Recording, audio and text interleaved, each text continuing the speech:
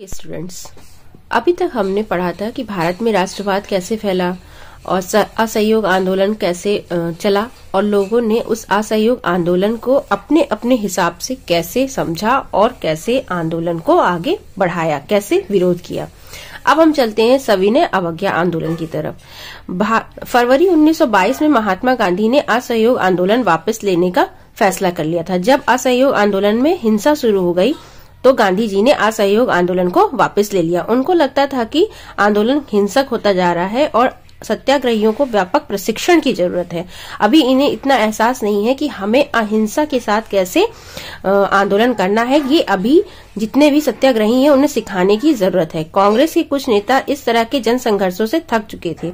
वे 1919 के government of India act के तहत गठित की जाने वाली प्रांतीय परिषद के चुनाव में हिस्सा लेने चाहते थे। जैसा कि आपने पिछले चैप्टर में भी देखा था कि जब असहयोग आंदोलन की बात हो रही थी तब भी जो कांग्रेस के कुछ सदस्य ऐसे थे जो चाहते थे कि ये हम चुनाव लड़ें और हम सीट जीतें और वहां परिषद में जाएं और अपनी बात रखें, अपने विचार रखें और वहां पर हम बोलें, बताएं कि जो पॉलिसीज हैं वो गलत हैं, जो हमारी मांगे हैं वो ये हैं। ठीक है, तो इसी चीज को फिर से उनके मन में ये भाव आने लगा था और ब्रिटिश नीतियों का विरोध करना, सुधारों की वकालत करना और ये दिखाना भी महत्वपूर्ण है कि ये परिषद लोकतांत्रिक संस्था नहीं है। C.R. दास और मोतीलाल नेहरू ने परिषद राजनीति में वापस लौटने के लिए कांग्रेस के भीतर ही स्वराज पार्टी का गठन कर डाला था। अब परिषद में उनकी वापसी के लिए C.R. दास और मोतीलाल नेहरू ने स्वराज पार्टी का गठन कर दिया था कांग्रेस में ही। एक तरफ तो ये लोग थे C.R. दास, मोतीलाल नेहरू वरिष्ठ नेता और एक तरफ नए नेता थे जो जवाहरलाल नेहरू, सुभाष चंद्र बोस, ये युवा नेता थे, ये उग्र नेता थे उस समय। तो अब दो तरह के नेता हो गए और कांग्रेस के अंदर ही तो दोनों के बीच में विवाद होने लगा। दोनों के जो विचार थे, हालांकि टारगेट एक था लेकिन दोनों के रास्ते थोड़ा थोड़ा अलग थे, तरीके अलग थे, जिस वजह से बहस होने लगी थी, विवाद होने लगा था। आंतरिक बहस और असहमति के माहौल में दो ऐसे तत्व थे जिन्होंने 20 के दशक में आखिरी सालों में भारतीय राजनीति की रूपरेखा एक बार फिर से बदल दी। अब क्या हुआ, दो ऐसे चेंजेस आए जिन्होंने फिर से असर डाला। कौन सा? एक तो आई विश्वव्यापी आर्थिक मंदी। जब विश्व युद्ध खत्म हुआ उसके बाद आर्थिक मंदी आ गई विश्व स्तर पे, जिसकी वजह से जब मंदी आती है तो क्या होता है कि मार्केट में हर चीज का दाम घट जाता है, हर चीज की डिमांड। जब पैसा नहीं है लोगों के पास तो क्या परचेज करेंगे? जब परचेज ही नहीं करेंगे तो गरीबी आएगी ना। अब भाई किसान है, उसकी फसल है, कोई खरीद ही नहीं रहा, उसको पैसा मिल ही नहीं रहा, तो वो क्या खाएगा? तो ये आर्थिक मंदी का ये सब असर होता था कि जो मांग होती थी वो गिर जाती थी, निर्यात कम हो जाता था और उपज बेचना मुश्किल हो जाता था और फिर उसकी वजह से लगान चुकाना भी भारी पड़ता था। इस वजह से ग्रामीण इलाका जो था वहां बहुत ज्यादा उथल पुथल होने लगी थी, बहुत ज्यादा अव्यवस्था फैलने लगी थी। अच्छा, इस दौरान जिस राजनीतिक चेंज आ रहे थे, जो अंग्रेजों ने ये महसूस किया कि जो भारत में बहुत ज्यादा अव्यवस्था फैल गई है, इसको व्यवस्थित करने के लिए हमें एक समिति का गठन करना चाहिए और उन्होंने एक कमीशन बनाया। लेकिन उस कमीशन में सारे अंग्रेज लोग ही थे, मतलब भारत के लिए नीतियां बनाने के लिए कमीशन बनाया जिसमें सारे अंग्रेज लोग थे, जिसका नाम था साइमन कमीशन। और जब वो भारत आया इंग्लैंड से तो यहाँ पर उसका स्वागत ही किन नारों से किया गया कि साइमन कमीशन वापस जाओ, साइमन कमीशन वापस जाओ। इस तरह से वापस भेजने के लिए उसका विरोध करने लगे और उसमें कांग्रेस और मुस्लिम लीग सभी पार्टियों ने उस प्रदर्शन में हिस्सा लिया। इस विरोध को शांत करने के लिए वायसराय लॉर्ड डार्विन ने अक्टूबर 1929 में भारत में डोमिनियन स्टेटस का गोलमोल सा ऐलान कर दिया। उन्होंने ये सोचा, लॉर्ड डार्विन ने, कि अगर हम इनको कुछ लालच दे देते हैं तो ये भारतीय शायद शांत हो जाए और विरोध करना बंद कर दें। तो उन्होंने ये कहा कि हम आपको डोमिनियन स्टेटस दे देंगे, मतलब कुछ अधिकार आपको दे देंगे लेकिन रहना आपको हमारे ही अधीन है, हम ही सर्वोच्च पद पे अंग्रेज सरकार ही रहेगी। अच्छा, इस तरह से जो जवाहरलाल नेहरू और सुभाष चंद्र बोस थे, उनकी नेतृत्व में जो कांग्रेस के जो नए नेता थे वो गुस्सा हो गए, इसलिए कि ये गोलमोल सी बातें मत कीजिए, हमें पूर्ण स्वराज चाहिए। ठीक है, तो अब पूर्ण स्वराज की सीधी सीधी मांग होने लगी और उन्होंने क्या कहा कि दिसंबर 1929 में जवाहरलाल नेहरू की अध्यक्षता में कांग्रेस के लाहौर अधिवेशन में पूर्ण स्वराज की मांग की जाने लगी और ये कहा गया कि आज से हम 26 जनवरी 1930 को ऐसे स्वतंत्रता दिवस के रूप में मनाएंगे, एक त्योहार के रूप में मनाएंगे। मतलब ये सारे कदम उठाए जाने लगे। अब क्या हुआ, जो गांधी जी थे उन्होंने ये सोचा कि मतलब पूरे देश को जोड़ने के लिए कोई एक कॉमन फैक्टर ऐसा होना चाहिए जिससे सभी लोग रिलेट करें, ठीक है, पूरी जनता, पूरे भारत की जनता जिससे जुड़े। तो उन्होंने नमक यात्रा शुरू की और सविनय अवज्ञा आंदोलन।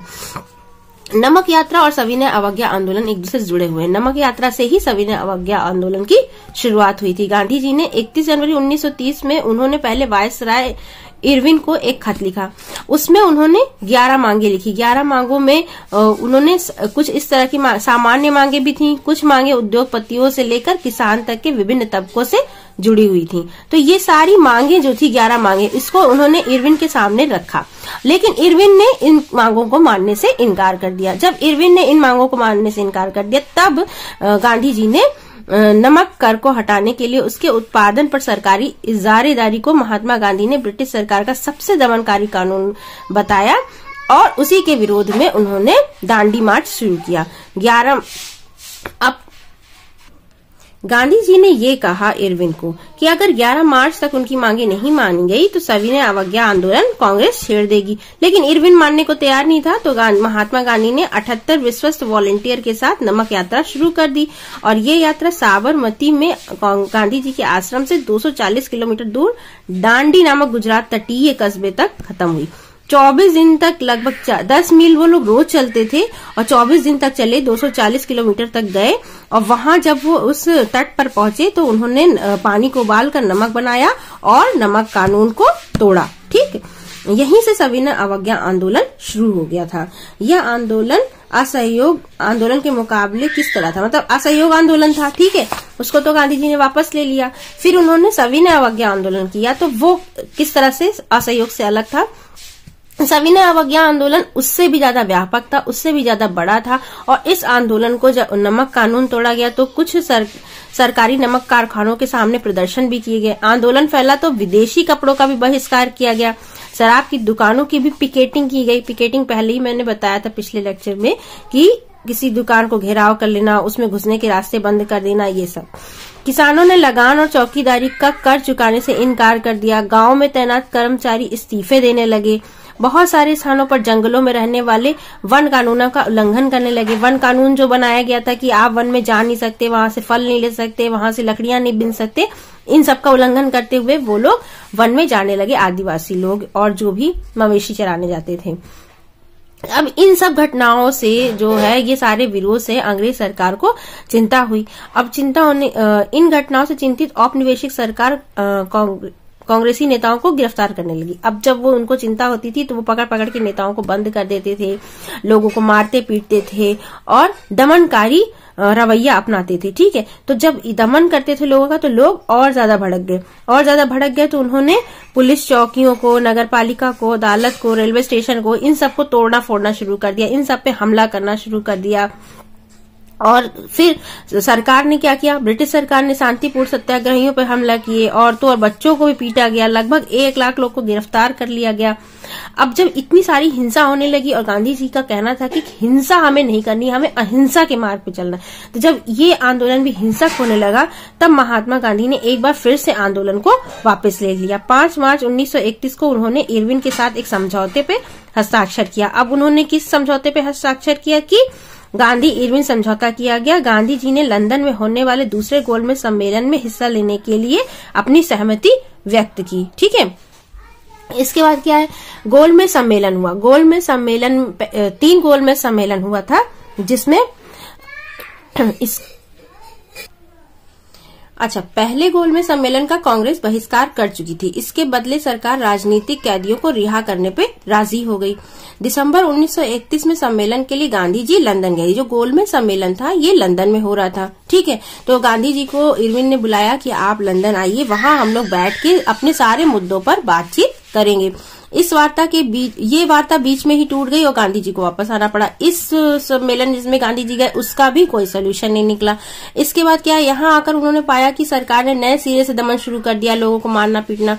गफ्फार खान, जवाहरलाल नेहरू दोनों जेल में थे। कांग्रेस को गैर कानूनी घोषित कर दिया गया। सभाओं, प्रदर्शनों और बहिष्कार जैसी गतिविधियों को रोकने के लिए सख्त कदम उठाए गए। तो गांधी जी को शंका हुई कि ये हमारे साथ क्या गेम खेला जा रहा है। मतलब एक तरफ हमें बुलाया जा रहा है कि आप आइए गोलमेज सम्मेलन पे, हम साथ में बैठते हैं, बातचीत करते हैं और कोई बीच का रास्ता निकालते हैं, और एक तरफ जब यहाँ आते हैं तो यहाँ देखा जाता है कि मैं उधर चला गया और इधर जो है जितने हमारे सहयोगी थे उनको जेल में डाल दिया गया। हमारी जो एक कांग्रेस थी, उसको, हमारी संस्था थी, उसको गैर कानूनी घोषित कर दिया गया और लोगों को बहुत बुरी तरह से दबाया जा रहा है। तो उन्होंने फिर से सविनय अवज्ञा आंदोलन दोबारा शुरू कर दिया। साल भर तक आंदोलन चला। 1934 आते आते आंदोलन फिर से धीमा पड़ गया। कितने दिन तक लोग आंदोलन कर पाएंगे? जब किसी चीज का कोई रिजल्ट दिखता है तभी आदमी मोटिवेट होता है उस चीज को करने के लिए, लेकिन जब उसका कोई रिजल्ट ही नहीं दिख रहा है और उसके बदले में लोगों को नुकसान हो रहा है, लोग मर रहे हैं और लोगों को खाने को नहीं मिल रहा है, तो ये सारी चीजों के चलते आंदोलन फिर से मंद हो गया। लोगों ने आंदोलन को कैसे लिया? लोगों का समूह जो था, उन्होंने अपने जो उनके ऊपर अत्याचार हो रहा था उसके खिलाफ ही आवाज उठाई, उसका विरोध किया। उस तरीके से अलग अलग लोगों ने अलग अलग तरीके से लिया। गांवों में संपन्न किसान समुदाय जैसे गुजरात के पट्टीदार और उत्तर प्रदेश के जाट आंदोलन में सक्रिय थे। व्यावसायिक फसलों की खेती के कारण व्यापार में मंदी और गिरती कीमतों से वो बहुत परेशान थे। जब उनकी नकद आय खत्म होने लगी तो उन्होंने सरकार से लगान चुकाना के लिए मना कर दिया। भाई जब देखो मंदी आ गई और उनकी खेती नहीं खरीदी जा रही है, उनके पास पैसे नहीं है, तो उन्होंने सरकार से कहा हमें आप कर से मुक्ति दे दीजिए। लेकिन जो सरकार थी, जो ब्रिटिश सरकार थी, उन्होंने मना कर दिया। जबरदस्ती उनसे कर लेती थी तो असंतोष आना ही था। तो इस वजह से उन्होंने इसके विरोध में किसानों ने सविनय अवज्ञा आंदोलन में बढ़ चढ़कर समर्थन किया। उन्होंने अपने समुदाय को एकजुट किया और कई बार अनिच्छुक सदस्यों को बहिष्कार के लिए मजबूर किया। अब उनके लिए स्वराज की लड़ाई भारी लगान के खिलाफ लड़ी जानी थी, है ना। लेकिन जब 1931 में लगान बिना घटे वापस ले लिया गया था आंदोलन, तो उनका मनोबल टूट गया। और जब दोबारा फिर से उन्होंने शुरू किया गांधी जी ने, तो लोगों ने मना कर दिया। मतलब लोग, जब किसी चीज का कोई रिजल्ट नहीं आता और लगातार आप विरोध कर रहे हो और सामने वाला एकदम दमनकारी है, वो आपको मार रहा है, पीट रहा है, सब, तो हौसला गिर जाता है। तो फिर दोबारा से वो करने की हिम्मत नहीं हो पाती थी। अब क्या है, गरीब किसान केवल लगान में कमी नहीं चाहते थे, उनमें से बहुत सारे किसान जमींदारों के पट्टे पर जमीन लेकर खेती करते थे। तो वो चाहते थे कि उनसे वो भाड़ा विरोधी आंदोलन, यानी कि जो पट्टेदारी की जो वो किराया देते हैं वो उन्हें ना देना पड़े, उन्हें जमीन मिल जाए, वो खेती करे, मेहनत करे और उसका पूरा फायदा ले। ठीक है, तो इसी कारण गरीब किसान और कांग्रेस के बीच में संबंध नहीं, मतलब कांग्रेस इस चीज का सपोर्ट नहीं करती थी। कांग्रेस के लिए आंदोलन का दूसरा अर्थ था और किसानों के लिए दूसरा अर्थ था, तो कॉम्बिनेशन नहीं बन पाता था, तालमेल नहीं बन पाता था। अच्छा, अब आगे क्या है, व्यवसायी वर्ग की क्या स्थिति थी? व्यवसायी वर्ग क्या था कि जब विश्व युद्ध के दौरान भारतीय व्यापारियों और उद्योगपतियों ने भारी मुनाफा कमाया था, तो वे ताकतवर हो चुके थे। अपने कारोबार को फैलाने के लिए उन्होंने ऐसी औपनिवेशिक नीतियों का विरोध किया जिसके कारण उनकी व्यवसायिक गतिविधियों में रुकावट आए। अच्छा, अब औपनिवेशीकरण की वजह से क्या हो गया था, कंपटीशन बढ़ गया था, बाहर की चीजें यहाँ, तो इस वजह से उनके ऊपर इफेक्ट आता था। तो वो चाहते थे कि ये सारी चीजें रुक जाए। वे विदेशी वस्तुओं के आयात से सुरक्षा चाहते थे कि बाहर की चीजें यहाँ लाई ना जाए, हमारी चीजें जो बनाई जा रही वो बेची जाए, वो लोग यूज करें, हमारी मार्केट हम यूज करें, बाहर के लोग क्यों यूज करें। इसकी वजह से कंपटीशन बहुत बढ़ जाता था। तो अब क्या है, रुपया स्टर्लिंग विदेशी विनिमय अनुपात में बदलाव चाहते थे कि जो विदेशी मुद्रा थी उसके बदले हमारी जो मुद्रा थी उसका जो विनिमय होता था कि इतने रुपए का, जैसे अभी है इतने डॉलर में इतने रुपए, उस हिसाब से, तो उसमें भी चेंजेस आना चाहिए जिससे आयात में कमी आ जाए। व्यावसायिक हितों को संगठित करने के लिए उन्होंने 1920 में भारतीय औद्योगिक एवं व्यावसायिक कांग्रेस और 1927 में भारतीय वाणिज्य एवं उद्योग परिसंघ, जिसे क्या कहा जाता है, federation of Indian chamber of commerce and industry, FICCI के नाम से जाना जाता है। ठीक है, पुरुषोत्तम दास ठाकुरदास और जीडी बिरला जैसे जाने माने उद्योगपतियों ने नेतृत्व में उद्योगपतियों ने भारतीय अर्थव्यवस्था औपनिवेशिक नियंत्रण का विरोध किया और पहले सिविल नाफरमानी आंदोलन का समर्थन किया। मतलब वो ये चाहते थे कि इन सारे कानूनों का विरोध हो जो हमारे व्यापारों को इफेक्ट कर रहा है, जो हमारी मार्केट को इफेक्ट कर रहा है, जो हमारे व्यापारियों के ग्रोथ को इफेक्ट कर रहा है। अब उद्योगपतियों ने इस चीज के लिए, इस विरोध प्रदर्शन के लिए आर्थिक सहायता भी दी और क्या किया कि उन्होंने ज्यादातर व्यवसायी स्वराज को एक ऐसे युग के रूप में देखते थे जहां कारोबार पर औपनिवेशिक पाबंदियां नहीं होंगी और व्यापार व उद्योग निर्बाध ढंग से फूल फल सकेंगे। जहां औपनिवेशिक पाबंदियां यानी कि जो ब्रिटिश सरकार ने लगाया था कि आप इतना ही सामान उत्पादित कर सकते हैं, जैसे आप 10 शर्ट ही बना सकते हैं जबकि आपकी कैपेसिटी 100 की है। हाँ, लेकिन उन्होंने रूल बना रखा था नहीं, आपको 10 बनाना है तो 10 ही बनाना है। तो उससे क्या होता था, आपकी कैपेसिटी है फिर भी आप ग्रो नहीं कर पा रहे हो। तो इस तरह के कुछ रूल थे जो वो नहीं चाहते थे, उसका विरोध कर रहे थे। सम्मेलन की विफलता के बाद व्यावसायिक संगठनों का उत्साह भी मंद पड़ गया। उन्हें उग्र गतिविधियों का भय था कि अब हमारा दमन बहुत बुरी तरीके से किया जाएगा।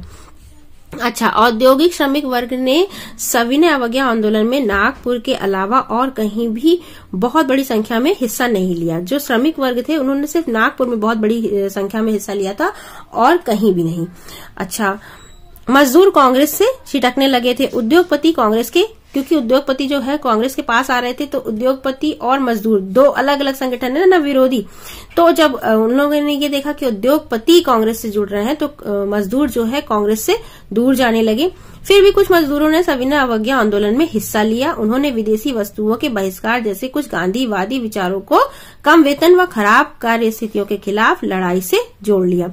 अब क्या हुआ, इस तरीके से कई जगह पर 1930 में रेलवे कामगारों की, 1932 में गोदी कामगारों की हड़ताल हुई, 1930 में छोटा नागपुर की टिन खानों में हजारों मजदूरों ने गांधी टोपी पहनकर रैलियों और बहिष्कार अभियानों में भाग लिया। तो इस तरीके से करके अलग अलग तबके ने, मजदूरों ने, किसानों ने, सबने और उद्योगपतियों ने सबने विरोध किया। अब आती है महिलाओं की बारी। महिलाओं की स्थिति हमेशा से अच्छी नहीं थी। आपने यूरोप क्रांति में भी देखा था कि महिलाओं की स्थिति अच्छी नहीं थी। वैसे यहाँ पर था, महिलाएं जो थी वो गांधी जी का आदेश सुन के, आह्वान सुन के आगे बढ़ती थी, वो बढ़ चढ़ के हिस्सा लेती थी हर जगह। लेकिन गांधी जी का क्या मानना था कि गांधी जी के आह्वान के बाद औरतों को राष्ट्र की सेवा करना अपना पवित्र दायित्व दिखाई देने लगा था। लेकिन सार्वजनिक भूमिका में इस इजाफे का मतलब यह नहीं था कि औरतों की स्थिति में कोई भारी बदलाव आने वाला है। गांधी जी का मानना था कि घर चलाना, चूल्हा चौका संभालना, अच्छी माँ और अच्छी पत्नी की भूमिकाओं का निर्वाह करना ही औरत का असली कर्तव्य है। इस वजह से ही कांग्रेस संगठन में किसी भी महत्वपूर्ण पद पर औरतों को जगह नहीं दी जाती। मतलब बहुत कम ही आप देखेंगे औरतों का जो भागीदारी है। ठीक है, तो इस तरह से औरतों ने भी विरोध में बहुत बढ़ चढ़कर हिस्सा लिया। हर जगह, जहां पर ग्रामीण हो चाहे शहर हो चाहे ग्रामीण हो, हर जगह औरतों ने बहुत बढ़ चढ़कर हिस्सा लिया। लेकिन औरतों को बहुत अच्छी जगह नहीं मिल पाई। सविनय अवज्ञा की सीमाएं। अब सविनय अवज्ञा, सभी सामाजिक समूह स्वराज की अमूर्त अवधारणा से प्रभावित नहीं थे। सबका अलग अलग स्वार्थ था, सबकी अलग अलग मांग थी। जैसे एक वर्ग कौन था, अछूता वर्ग। जो अछूत वर्ग थे, जो SC ST थे, उनको, जिनको आज हम SC ST कैटेगरी में रखते हैं, वो क्या था, वो चाहते थे कि जो हमारी वर्तमान स्थिति है अछूत की और सारी चीजों से हमें पीछे रखा जाता है, सारी सुविधाओं से पीछे रखा जाता है, सबसे निम्न वर्ग का काम हमें दिया जाता है, इन परिस्थितियों से हमें बाहर आना है। तो वो इस चीज की लड़ाई लड़ रहे थे और इसमें उनका साथ किसने दिया, डॉक्टर भीमराव अंबेडकर ने। अच्छा, गांधी जी ने उन्हें हरिजन नाम दिया था, यानी कि ईश्वर की संतान, और उन्हें मंदिरों, सार्वजनिक तालाबों, सड़कों और कुएं पर समान अधिकार दिलाने के लिए सत्याग्रह किया। ठीक है, और जो उनसे काम करवाया जाता था, जैसे मैला उठवाना या बहुत जो छोटे, बहुत ही खराब काम होते थे, छोटे काम होते थे, तो उन अस्पृश्यता को उन्होंने पाप कहा और कहा कि ये सारे काम ऐसे लोगों से ना करवाए जाए। और उनको उद्धार करने के लिए कुछ राजनीतिक हल भी ढूंढा गया कि उन्हें रिजर्वेशन दे दिया जाए, कुछ सीट्स का रिजर्वेशन दे दिया जाए जिन पे वो लड़े और आगे बढ़े, उनके लीडर आगे बढ़े। जो कुछ लोग ऐसे हैं जिनके अंदर प्रतिभा है, वो आगे आए और अपने समूह का लीडरशिप करें। अब डॉक्टर अंबेडकर की कुछ अलग ही विचारधारा थी। उन्होंने 1930 में दलितों को दलित वर्ग एसोसिएशन में संगठित किया। उन्होंने एक संगठन बनाया, एसोसिएशन बनाया, जिसमें सभी दलितों को इकट्ठा किया और दलितों के लिए अलग निर्वाचन क्षेत्रों के सवाल पर दूसरे गोलमेज सम्मेलन में महात्मा गांधी के साथ उनका काफी विवाद हुआ। जो डॉक्टर भीमराव अंबेडकर थे, वो चाहते थे कि दलितों को अलग निर्वाचन क्षेत्र मिले, जहां पर दलित ही खड़ी हो और दलित ही उनको वोटिंग करें, ऐसा हो।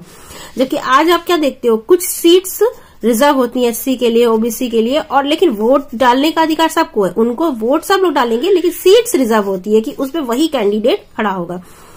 तो अब क्या था, उनका मत था कि दलितों के लिए अलग निर्वाचन क्षेत्रों की व्यवस्था से समाज में उनके एकीकरण की प्रक्रिया धीमी पड़ जाएगी। आखिरकार अम्बेडकर ने गांधी जी की राय मान ली और सितंबर 1932 में पूना पैक्ट पर हस्ताक्षर कर दिया। क्योंकि गांधी जी बहुत बड़े नेता थे, बहुत बड़े जनसमूह उनका सहयोग करता था, तो अम्बेडकर ने भी उनकी बात मान ली, एक बीच का रास्ता निकाल लिया। अच्छा, ये तो दलितों का हो गया। इसके बाद आता है मुस्लिम समाज। जो मुस्लिम समाज थे वो जो है अपने आप को कटा हुआ महसूस करने लगे थे, क्योंकि जो भी प्रतीक इस्तेमाल किए जाते थे लोगों को एक करने के लिए, जो भी स्लोगन लिए जाते थे, जो भी ज्यादातर आवाहन के लिए चीजें यूज की जाती थी, वो हिंदू समाज से जुड़ी हुई थी। इस वजह से जो मुस्लिम समाज थे वो कटा हुआ महसूस करने लगे थे, धीरे धीरे अलग महसूस करने लगे थे अपने आप को कांग्रेस से। तो हिंदू मुस्लिम सांप्रदायिक टकराव और दंगे भी हुए। हर दंगे के साथ दोनों समुदायों में फासला बढ़ता चला जाता था।